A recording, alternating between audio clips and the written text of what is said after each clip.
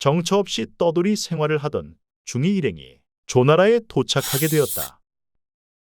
그러나 조나라의 왕은 그들을 냉대하였을 뿐 아니라 중이의 신체적인 결함을 조롱하였다. 중이는 변엽이라고 하여 갈빗대가 나란히 붙어서 통뼈로 보이는 늑골을 가진 일종의 기형적인 신체를 가지고 있었다. 조나라 왕은 중이의 통갈빗대 몸매를 보고 싶다고 했으며 실제로 중이가 목욕하는 것을 몰래 엿보기도 하였다. 모욕감을 느낀 중이는 조나라를 떠나 송나라로 가게 되었다. 송나라에 머문 지도 잠시 송나라 양공이 초나라와 전쟁 중에 부상을 당하게 되었다. 송나라의 사정이 좋지 않게 되자 중이 일행은 송나라를 떠나 정나라로 가게 되었다. 하지만 정나라 왕은 그들을 본 척도 하지 않았다. 그러자 대부 숙첨이 왕에게 간언하였다. 중이는 매우 총명하며 그의 부하들은 모두 한나라의 재상감으로 조금도 손색이 없습니다. 또한 두 나라는 같은 종씨로서 예우를 갖춰야 할 것으로 압니다. 이에 왕이 귀찮은 듯 퉁명스럽게 말을 내뱉었다. 각국의 공자들이 얼마나 많이 찾아오는데 어찌 일일이 대접해 줄 수 있겠는가? 그러자 숙첨이 말했다. 그렇다면 차라리 죽여 없애십시오. 저들은 보통 인물들이 아닙니다. 반드시 후환이 될 것입니다. 그렇지만 왕은 그 말도 묵살하였다. 정나라의 홀대에 중이 일행은 또다시 초나라로 향한다. 초나라 성왕은 중이에게 왕과 같은 예우를 갖추며 환대하였다. 어느 날 성왕은 중이에게 농담을 던졌다. 귀하께서 환국하여 군위에 오르시게 되면 무엇으로 과인에게 보답하시겠습니까? 진귀한 새와 짐승, 아름다운 구슬과 비단 등 온갖 보물은 대왕께 많을 것이니 무엇으로 은혜에 보답해야 할지 모르겠습니다. 그렇다 하더라도 한 가지는 꼭 선물로 받고 싶은데요. 그러자 중이가 한참 생각하더니 이윽고 말문을 열었다. 훗날 부득이하게 군왕의 군사들과 평원에서 회전하게 될 경우 제가 대왕의 군사를 피하여 삼사의 거리를 뒤로 물러나도록 하여 은혜에 보답하겠습니다. 삼사란 3일 동안 행군하는 거리, 즉 90리를 말한다. 이 말에 성왕은 껄껄 웃었다. 장군 차옥은 그 말을 전해 듣고 성왕에게 아뢰었다. 대왕께서는 그자에게 지나친 대우를 해주셨습니다. 그래서 분수를 모르고 무례한 언동을 서슴지 않고 있는 것입니다. 지금 당장 그자를 죽이십시오. 그러자 성왕이 나무랐다. 그건 도리에 맞지 않소. 그는 오랫동안 망명 생활을 하면서 무척 고생했으며 그 부하들은 모두 한나라의 재상감들이오. 죽인다는 것은 절대 안 될 말이오. 지금 공자의 입장에서 그밖에 어떤 말을 할 수 있겠소? 중이가 초나라에서 몇 달 동안 머물고 있을 때 인질로 잡혀있던 진나라 태자어가 진나라를 탈출한 사건이 일어났다. 이에 진목공은 크게 노했으며 중이를 진나라의 왕으로 세우려 계획하고 중이 일행을 모셔가기 위해 초나라에 사신을 보내왔다. 사신을 맞은 뒤 초나라 성왕이 중이에게 말했다. 아시다시피 우리 조나라는 중원으로부터 멀리 떨어져 있고 귀하의 본국과도 거리가 상당합니다. 그러나 진나라는 귀국과는 바로 이웃 나라일 뿐 아니라 진목공은 현명하오니 진나라로 가시는 게 매우 좋을 듯합니다. 그리하여 결국 중이는 진나라로 가게 되었다. 중이가 진나라에 도착하니 진나라 목공은 일행을 환대하였다. 목공은 종려 5명을 뽑아 중이에게 주어 첩으로 삼게 했다. 그 여자 중에는 진나라를 탈출한 조카 어의 아내까지 있었으므로 중이는 주저하고 있었다. 그러자 사공계자가 말했다. 이번에 그의 나라까지도 빼앗으려고 하는 분께서 한낱 그의 옛날 부인을 가지고 무엇을 그리 고민하십니까? 일단은 종려들을 받아들여 인척관계를 맺은 뒤 진나라의 도움으로 환국하셔야 합니다. 사소한 예의에 사로잡혀 큰 뜻을 놓쳐서는 안 됩니다. 그해 9월 중이의 조국 진나라에서는 해공, 즉 중이의 동생 이효가 세상을 떠났고 태자어가 뒤를 이었으니 그가 회공이었다. 이때 진나라의 대부 난지와 극곡이 중이를 만나러 몰려왔다.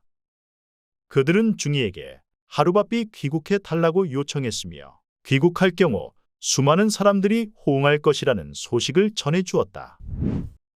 마침내 중이는 귀국하기로 결심했다. 목공은 군대를 빌려주어 중이의 귀국을 도왔다. 중이가 귀국길에 오르자 회공도 대항했지만 이미 민심이 중이에게 기울어진 뒤인지라 별 힘도 못 쓰고 무너졌다. 실로 19년 만에 중이가 귀국에 성공하여 왕이 된 것이었다. 이때 중이의 나이는 이미 62세였다. 곧이어 진나라에서 얻은 5 아내가 귀국하였는데 진나라에서는 3,000명의 호위병을 보내 수행케 하였다. 중이는 모두 부인으로 삼아 좋은 대우를 해주었다. 또한 옛날 정나라에서 헤어졌던 부인도 돌아왔다. 그녀와 25년 후 다시 만나자고 했던 것인데 7년 만에 다시 재회하게 된 것이다. 왕으로 즉위하게 된 중이는 문공이라 불리웠다.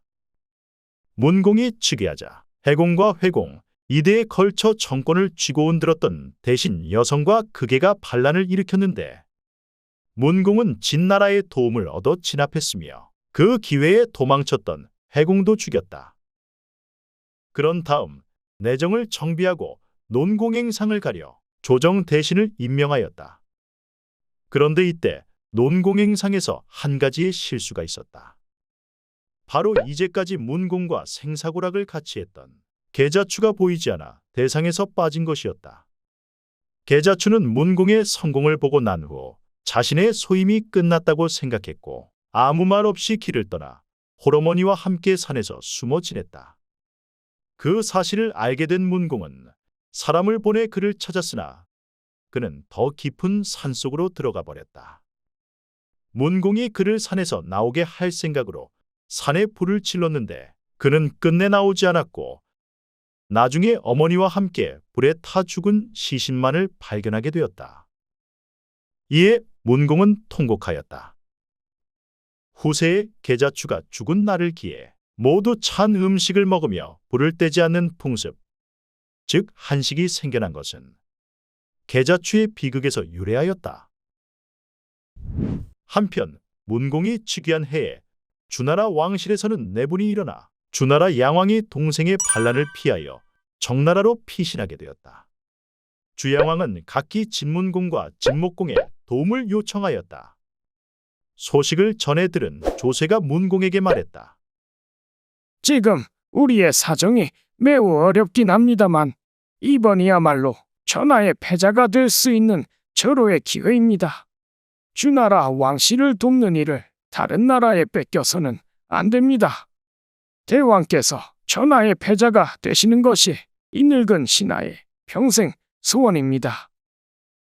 이 말을 들은 문공은 즉시 군사를 동원하여 주나라로 진격했고 반란을 일으켰던 왕의 동생을 제거하고 망명에 있던 양왕을 복귀시켰다. 양왕은 감사의 표시로 주나라 영토인 양번과 원성 땅을 문공에게 하사하였다. 문공 4년 초나라 성왕이 정, 진, 채, 허나라와 연합해 송나라를 공격하여 송나라 도빈 상구를 포위하자 송양공이 문공에게 도움을 청하게 되었다. 이때 대신 선진이 나서며 말했다. 지금이 바로 송나라에게 받았던 옛 은혜를 갚고 전하의 패자가 될 좋은 기회입니다. 그러자 곁에 있던 호원이 계책을 냈다. 최근에 조나라는 조나라를 합병시켰으며 위나라와 인척 관계를 맺었습니다. 이때 우리가 조나라와 위나라를 공격하게 되면 조나라는 그 두 나라를 돕기 위해 송나라를 포위하고 있던 군대를 빼돌릴 수밖에 없습니다. 그럴 경우 송나라는 저절로 위기를 벗어나게 되는 것입니다. 문공은 호원의 계책에 따라 조나라와 위나라를 공격하였고 그들을 구원하러 온 초성왕과 도구 땅에서 대치하게 된다. 이에 문공은 공격을 받지 않았는데도 전군을 멀리 후퇴시켰다.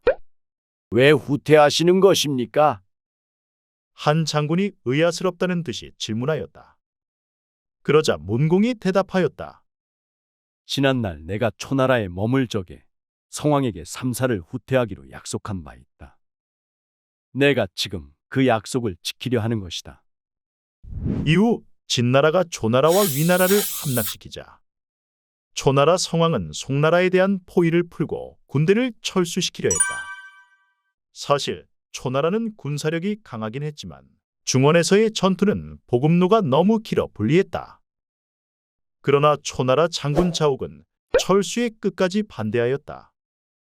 문공이라는 자는 옛날 대왕께 큰 은혜를 입었습니다만 지금 와서 배은망덕하게도 우리를 괴롭히고 조나라와 위나라를 점령했습니다. 반드시 본때를 보여주어야 합니다. 저는 결코 공명심에서 말하는 것이 아닙니다.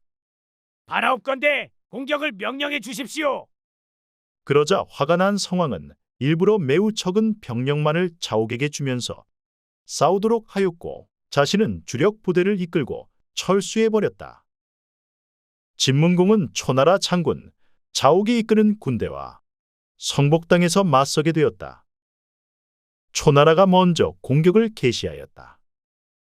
이에 문공은 전차 부대를 선두에 서게 하고 전차를 끄는 말에게 모두 호랑이 가죽을 씌웠다. 그것을 본 초나라 군대의 말들이 놀라 엎어지고 나뒹굴며 달아나기 바빴다. 이렇게 처음 전투는 싱겁게 끝나버리고 말았다. 이튿날 진나라의 군대가 진격하다가 일부러 패한 척하고 도망을 치기 시작하였다. 그때 전차 뒤에는 나무섭을 달아 묶었는데 그 전차들이 일제히 달리자 나무섭이 땅에 끌리면서 뒤에는 온통 흙먼지가 자욱하게 날리게 되었다. 맹렬하게 추격하던 초나라 군사들은 먼지가 앞을 가려 눈을 못 뜨고 허둥거리고 있었다.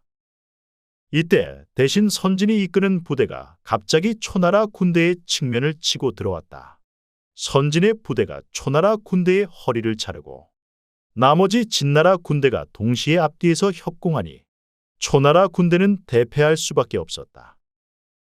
겨우 전멸만을 모면하고 철수한 자옥에게 초나라 성왕이 대노하며 그를 문책하였다. 그러자 자옥은 스스로 목숨을 끊었다. 그 소식을 들은 문공이 크게 기뻐하며 주위의 신하에게 말했다. 내 누구보다도 자옥이 살아있는 한 마음을 놓을 수 없었는데 그자가 스스로 목숨을 끊었다고 하니 내가 밖에서 무찌르고 초나라가 안에서 그를 처리해 준 셈이구나. 전쟁이 끝난 후 제후국을 이끌어 천토에서 회맹을 하게 되니 진문공은 제완공에 이어 춘추시대 두 번째 패자로 이름을 알리게 되었다. 문공 7년 진문공은 진목공과 연합하여 정나라를 공격하였다. 그 공격의 명분은 옛날 문공이 정나라에서 냉대받았던 사실과 성복 싸움 때 정나라가 초나라의 편을 들었다는 것이었다. 정나라 서울을 포위한 문공은 옛날 자기를 죽이라고 했던 숙첨을 내놓으라고 요구했다. 결국 숙첨은 자결하였고 정나라 왕은 숙첨의 시체를 문공에게 보낸 후 용서를 빌었다. 그로부터 2년 후 문공은 세상을 떠났다. 19년 동안 망명 생활을 하다가 왕으로 있던 시간은 불과 9년에 지나지 않았지만 그는 주나라 양왕을 복위시키고 제후의 우두머리로서 초나라를 물리쳤으며 제후국들을 불러내 회맹을 갖는 등 패자로서의 위엄을 크게 떨쳤다. 또한 국내 정치 제도를 정비하고 인사제도 또한 능력에 맞추어 합리적으로 운영하여 사회가 안정되었고 나라는 더욱 부강하게 되었다. 그런 이유인지 제나라는 패자였던 환공이 죽자 나라가 곧바로 기울었으나 진나라는 문공이 죽은 후에도 여전히 강대국의 지위가 흔들리지 않았다.